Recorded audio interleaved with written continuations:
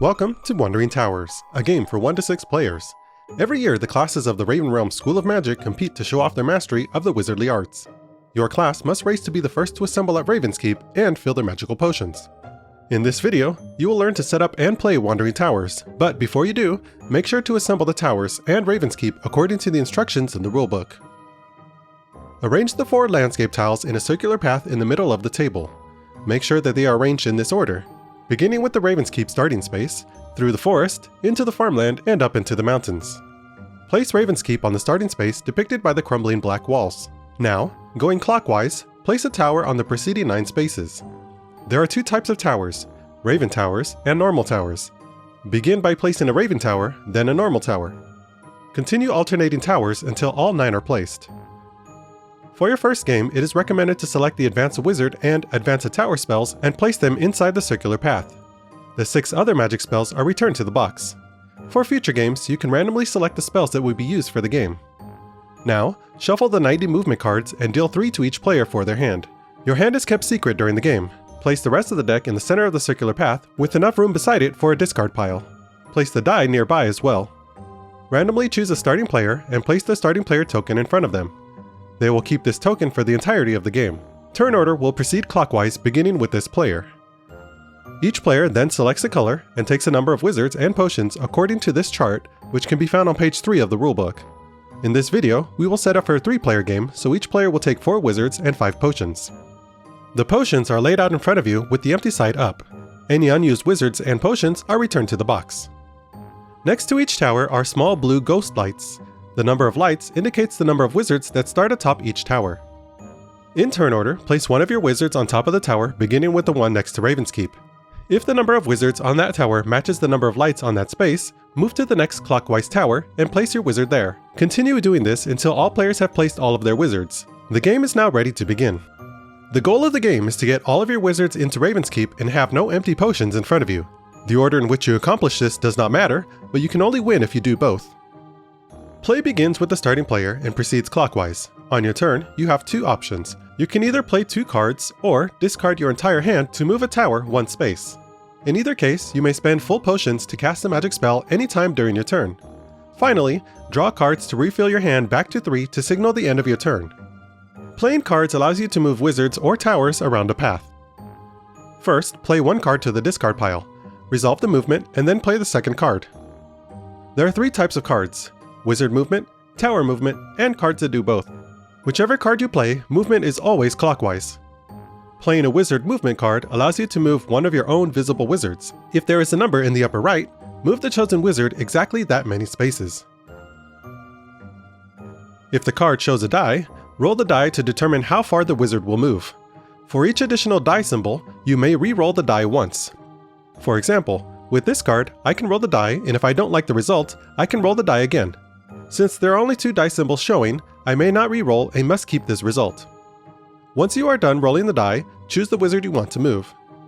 If the wizard lands on a space with a tower, place the wizard atop the tower. Each space on the path can hold up to 6 wizards. If a move would exceed that limit, you may not take that move. If your wizard ends their movement on the space with Ravenskeep, drop your wizard into the keep. They will remain there for the rest of the game, and you are 1 step closer to winning. Your wizard must land on Ravenskeep exactly. You cannot choose to stop short if your movement would move your wizard past the keep. Landing in Ravenskeep causes the keep to move clockwise to the next empty space with the Raven shield. In this scenario, the keep would skip over this shield since there are wizards there and move atop this tower with the Raven shield. Whenever you drop a wizard into the keep, your turn ends immediately, even if you have another card to play or a spell to cast. Playing a tower movement card allows you to move any tower on the path. Keep in mind that Ravenskeep is not considered a tower. If the card has a number on it, choose a tower and move it that many spaces. Again, movement is always clockwise. Tower movement cards with die symbols work the same way as wizard movement cards with die symbols. Roll the die and re-roll if applicable. Then choose a tower and move it that many spaces. If a tower lands on a space with another tower, simply stack it on top. You cannot stack towers on top of Ravenskeep. When a tower moves to a space with wizards, it covers them up, imprisoning them until freed. Imprisoned wizards cannot be moved using wizard movement cards, and when you imprison at least 1 wizard, including your own, you fill one of your empty potion bottles by flipping it over. When choosing a tower to move and there is a stack of towers, you may choose to split the stack however you'd like. You could move the whole stack or just the topmost tower and anything in between. That means that you can move the Ravenskeep if it is stacked on top of the tower. Any wizards you free by moving towers will be available for movement with future card plays. But keep in mind that as soon as you lift the tower and reveal what is underneath, you cannot set it back down and must move it forward. Remembering where your wizards are imprisoned is an important part of the game. Cards that show both wizard and tower movement on them allow you to choose which type of movement you want to do.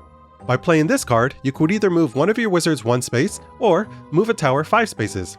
Announce your choice out loud and then move the chosen piece.